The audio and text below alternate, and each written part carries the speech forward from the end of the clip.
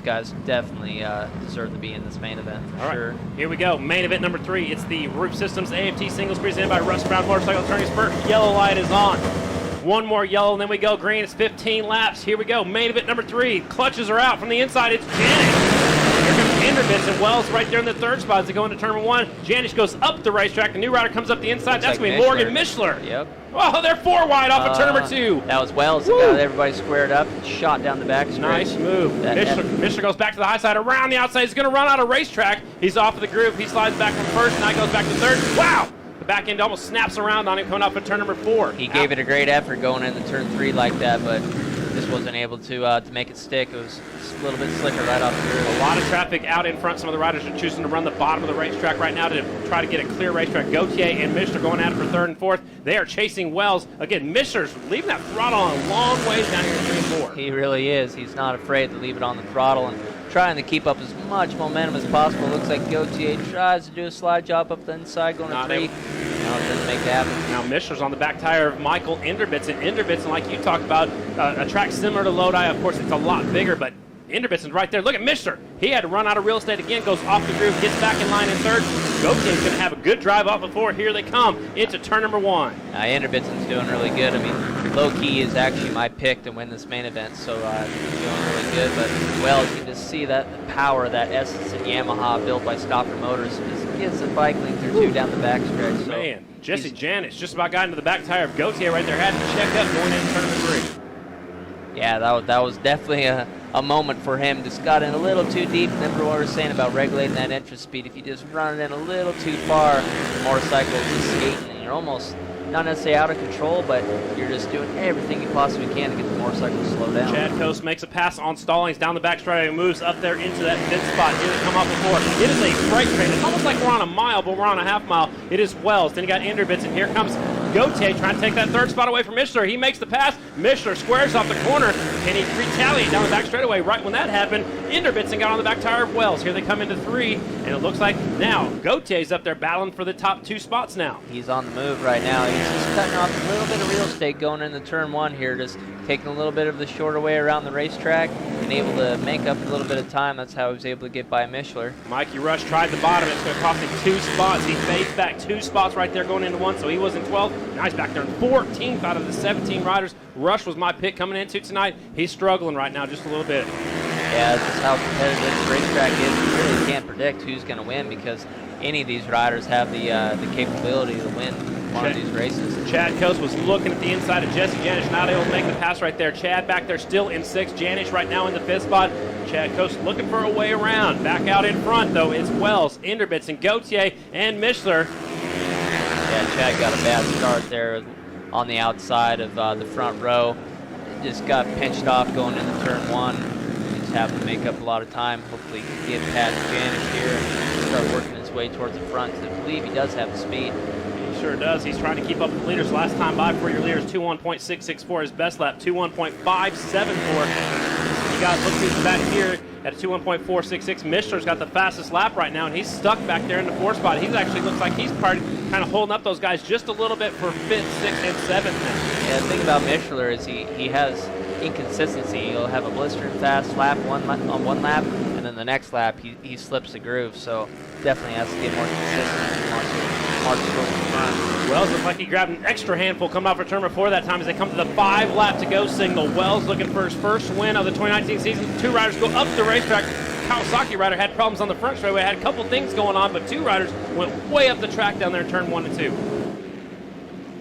Mishler settles into that 4th spot behind him. It's Janish, then Coast looking for a way through, coming towards the front. Here comes Dan Bromley working his way towards the front. He is now up to 7th.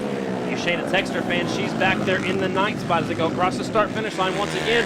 The laps are winding down to the 15-lap main event here in our AFT singles. Yeah, Dan Bromley knows that he has every lap that he gets up. Rispoli off of the track. He's getting out of harm's way down here in 1 and 2. I didn't see him go down, so must have mechanical issues. Mishler, it looks like his back tire is gone because he is sliding all over the place, and that's allowed Janish. Here comes Bromley up the inside trying the slide job. He moves Mishler up the racetrack, but Janish comes back through and takes that 4th spot away. That was impressive. He picked off two spots at once, but wasn't able to hold on to it, and Jesse Janish got back by. And that's, Bromley did that a lot last year. He charged up through the pack, and I think that's why he got that championship, because he never gives up. He keeps moving towards the front. It doesn't matter if he's racing for 5th or 6th or 1st or 2nd. He's always trying to move towards the front. That's what makes a champion. Every position counts when it comes to the end of the year. Sometimes you can win a championship by 2 points or lose by 2 points. Situations where you're pushing a little bit harder that one race. White flag is in the air for the Essence and Racing Yamaha. That's Ryan Wells on the 94. Inderbitzen all by himself now in 2nd. Gautier a little ways back there, side by side from 4th and 5th. Bromley gets by and goes to 4th. Just a moment ago, he was in 7th. Look who's battling up the inside. On the inside with them right there, he's got company. It's Janish. Here they come off the final corner. Double checkered flag. It's going to be Ryan Wells. He is pumped. Inderbitzen, Gautier, Bromley all the way up to 4th. Janish 5th. Chad Costa 6th. Morgan Mishler an unhappy 7th place finish. Shayna Texter will get that 8th spot. Row 3, Nick Armstrong is from Norco, California. So you got some local riders, so to speak, you know, from California to cheer for. Here we go.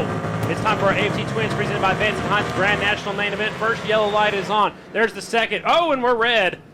JD Beach creeps across the line. Almost looks like Jared Vandekoy on the front row as well, possibly.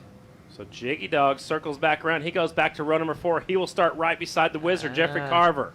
Both Bronson Bauman and Vandekoy got lucky because they just about crept as well. All right, here we go. We're going to try it once again. JD Beach now on the 4th row. First yellow is on, second yellow, and now long light. Now we're green.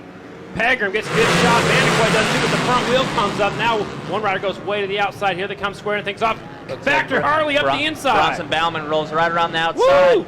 Man! Who's this? That is a revolver. That's Brandon Robinson coming up the front. Oh, they bump over there going into turn number 3. He runs them up the racetrack. It is Bronson and Brandon Robinson now. Brandon takes the lead away from Bronson Bauman in 3 and 4. Running up the inside of Bronson Bauman going into turn 1.